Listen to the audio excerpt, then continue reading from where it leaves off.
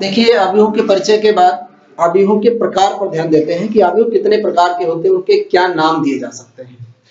तो यहाँ पर अवयवों के प्रकार हेडिंग पड़ी हुई है। इसमें पहला अवयव का प्रकार है क्षैतिज अवयव, जिसको हमने अवयवों को मैंने बताया था कि ए बी सी आदि अक्षरों से प्रदर्शित किया जा सकता है। तो यहाँ मैंने पहला अवयव है इसलिए ए से प्रदर्शित किया है। क्षैतिज अवयव की विशेषता यह होती है कि उसमें स्तंभ ज्यादा होंगे, स्तंभों की संख्या अधिक होगी, पंक्तियों की संख्या कम होगी, जिससे कि वो देखने में ही आपको देखो क्षैतिज दिख रहा है, ऐसे लंबा ज्यादा दिखेगा, इधर को ऊंचाई में कम लंबा दिखेगा, चौड़ाई में ऐसे ज्यादा दिखेगा क्षैतिज।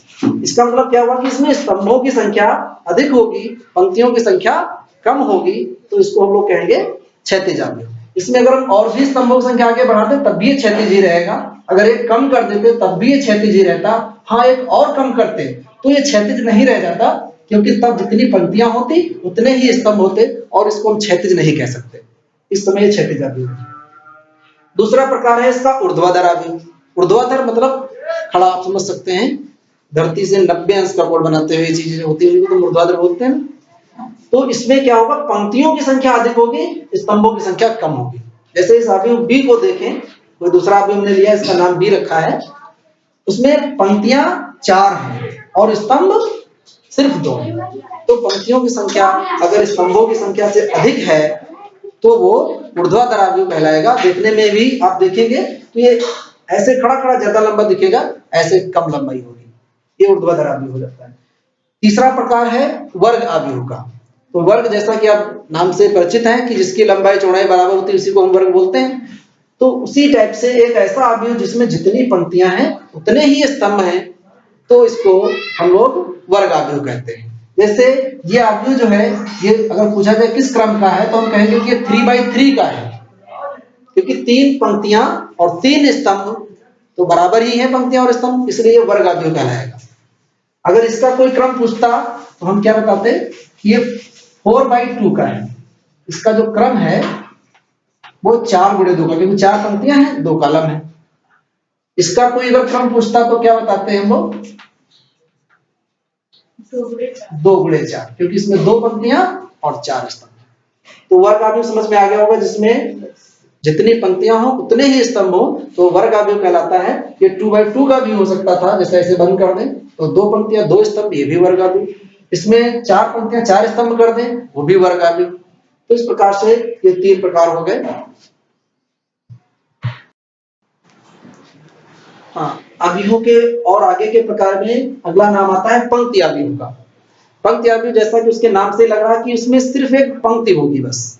जैसे कि अवयव बी हमने यहाँ पर लिया है, सिर्फ एक पंक्ति है और उसमें 4 स्तंभ है। आपको देखने में हो सकता है लगे कि स्तंभ नहीं है, लेकिन वास्तव में ये पहला स्तंभ है, ये दूसरा, ये तीसरा, ये चौथा, 4 स्तंभ है और एक पंक्ति है।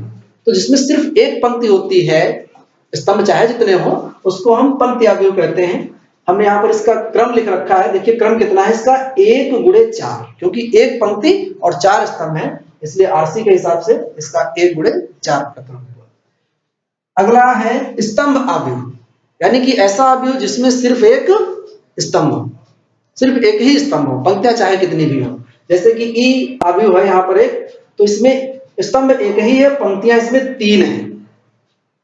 तो ये चूंकि एक ही स्तंभ है इसलिए ये स्तंभ अवयव कहलाएगा। इसका क्रम अगर देखें तो 3 पंक्तियां हैं और एक स्तंभ है, तो 3x1 आरसी के हिसाब से 3x1 का क्रम हुआ। अगला अवयव है, अब अवयव का एक प्रकार नहीं है बल्कि उसमें एक विशेष चीज आती है अवयव में, मुख्य विकर्ण। तो मुख्य विकर्ण की एक विशेष बात बता दें आपको कि ये वर्ग अवयव में ही चिन्हित किया जा सकता, पता किया जा सकता। वर्ग अवयव अगर नहीं है, जैसे हम इसमें पता करना चाहें मुख्य विकर्ण तो नहीं होगा, या इसमें पता करना चाहे मुख्य विकर्ण तो नहीं होगा। मुख्य विकर्ण सिर्फ उन अवयवों में मिलता है जो वर्ग अवयव होते हैं। तो जैसे यहाँ पर मैंने 3x3 क्रम का एक अवयव ले रखा है F, तो इसमें देखिए विकर्ण आप जानते हैं ना, इस कोने से इस कोने को मिलाओ तो विकर्ण कहलाता है, या ये भी विकर्ण हो सकता है, लेकिन यहाँ पर हम बात कर रहे हैं मुख्य विकर्ण की। तो मुख्य विकर्ण सिर्फ वही माना जाएगा जो पहले अवयव से प्रारंभ हो और अंतिम अवयव पे जाकर के खत्म होता हो, या यूं कह लीजिए कि ऐसे वाला जो विकर्ण है वो मुख्य विकर्ण कहलाएगा, ये वाला विकर्ण मुख्य विकर्ण नहीं कहलाएगा।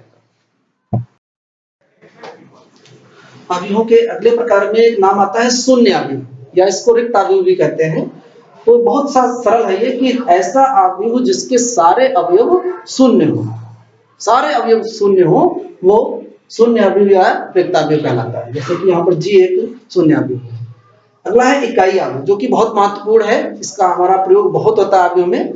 इकाई अवयव, इसको हम आई से व्यक्त करते हैं, आई से व्यक्त करते हैं, और इसकी विशेषता होती है कि ये एक वर्ग अवयव होगा। ये पहली विशेषता कि ये वर्ग अवयव होगा, और वर्ग अवयव के मुख्य विकर्ण में, इसीलिए वहां पर मुख्य विकर्ण शब्द पहले बताया गया था, ध्यान दे करके, कि मुख्य विकर्ण में 1 1 1 होगा, बाकी सभी अवयव शून्य होंगे। तो इसको कहेंगे हम लोग इकाई अवयव। अब बात आती है इकाई अवयव भी कई प्रकार के हो सकते हैं। जैसे ये 3x3 का था, ये एक इकाई अवयव मैंने और लिख रखा है यहाँ पर, ये 2x2 का है, क्योंकि इसमें 2 पंक्तियां 2 स्तंभ हैं। लेकिन मुख्य बात आप देख सकते हैं कि मुख्य विकर्ण में 1 1 है, बाकी सभी अवयव शून्य है। ऐसे 4x4 का भी हो सकता है, उसके मुख्य विकर्ण में 1 1 1 हो, बाकी सब शून्य हो, तो वो इकाई अवयव कहलाएगा। आई से व्यक्त करते हैं। बट इसके आगे जो है, जैसे 3x3 का तो इसको i3 भी कह सकते हैं, ये 2x2 का है तो इसे i2 भी कह सकते हैं, ऐसे 4x4 का हो तो इसे i4 भी कह सकते हैं। लेकिन सामान्यतः इसे आई से व्यक्त करते हैं, आई किसी को भी कह सकते हैं, लेकिन अगर i3 लिखेंगे तो इसको नहीं कह सकते, तो फिर इसी को कह पाएंगे 3x3 को। ये इकाई अवयव, इसको बहुत ध्यान से देखिएगा, इसकी बहुत आवश्यकता पड़ती है आपको अवयव में। उसके बाद एक अवयव आता है विकर्ण अवयव। तो विकर्ण अवयव की विशेषता क्या है कि ये भी एक वर्ग अवयव ही होगा, और इसके मुख्य विकर्ण में ही अवयव होंगे, बाकी सब शून्य होंगे। या यूं कह सकते हैं कि मुख्य विकर्ण में अशून्य अवयव होंगे, जो कि शून्य ना हो, और बाकी सभी शून्य हो, तो इसको विकर्ण अवयव कहते हैं। अगर देखा जाए तो ये भी एक विकर्ण अवयव है, क्योंकि इसके मुख्य विकर्ण में शून्य के अतिरिक्त अवयव हैं, बाकी सब शून्य है, तो ये भी एक विकर्ण अवयव हो सकता है।